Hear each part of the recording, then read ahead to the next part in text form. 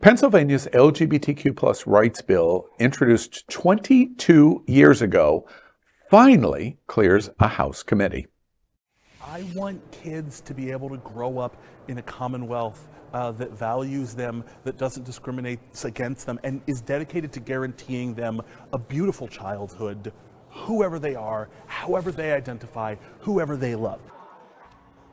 Smith Waddell says that he's talking with House Republicans, hoping to get them on board. He expects this bill to pass and ultimately for Governor Shapiro to sign it.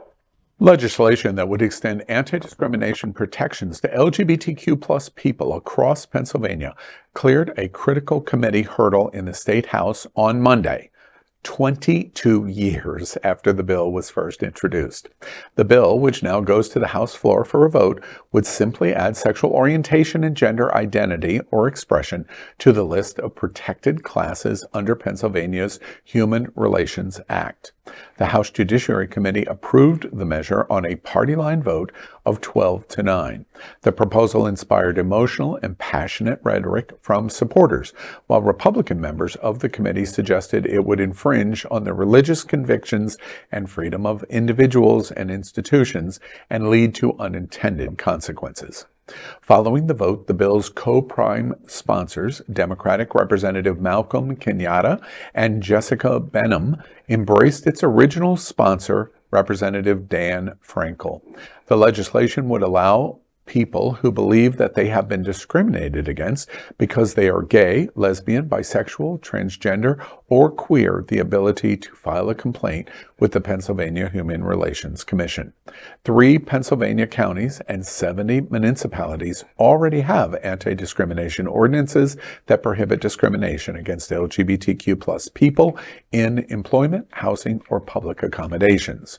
While the bill would only extend existing protection already granted to people based on sex, religion, or national origin to LGBTQ plus people, several Republican lawmakers introduced anti-LGBTQ plus themes to the discussion.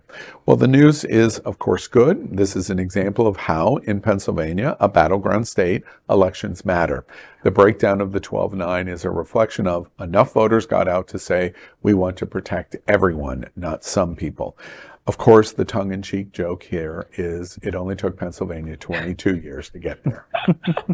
Right, like you want to say better late than never, but damn, you know? And how awesome that the original sponsor was still working there 22 years later to still be a part of it. To your point, we should I make a joke about Pennsylvania, but Pennsylvania, you're not Alabama. You're not Mississippi. You're not Oklahoma. You're not Montana. You're not Idaho. Well, you're not just right. Yeah. You know, I think, well, one, this is great. This is wonderful. And, you know, the political landscape, or at least the vote breakdown right now in Pennsylvania State House looks positive for this to make it in. Yeah. But one thing that I think we need to pay attention to, and this speaks to the divide, and you mentioned it as a positive, that it was 12-9 and that there's a big enough Democrat majority, but it also speaks to the fact that they got 0 crossover votes. Yeah. I mean, we think Washington is polarized, but like even the Respect for Marriage Act last year managed to lure a quarter of the Republican caucus in both houses. Yeah. Not one vote changed here. We'll see when it comes for a vote, but it's so much more deeply divided. The more we get into it, the more we get into counties, the more we get into Miami-Dade School Board. I mean, every level is becoming more and more polarized, and that's, I really think, is the takeaway from this. Just as a quick observation, I understand completely what you just said, but at least they're not the Florida legislature. You know, it's so overwhelming that we couldn't even get some crossover, and it make any difference. Decades of gerrymandering and, you know, committees self-dealing, drawing up districts that overwhelms any Democratic votes and turning all districts Republican, even with a slim majority, will do that. Mm-hmm. I mean, they are literally legislating us, districting us into irrelevance. Yeah.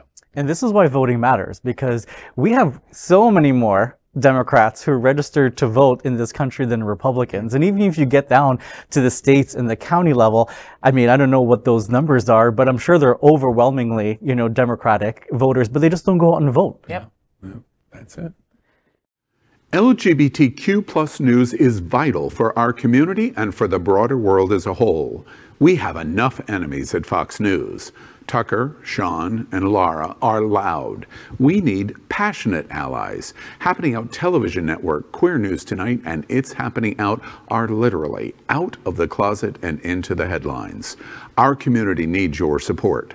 Like this broadcast and subscribe now to ensure the growth of the entire LGBTQ plus community.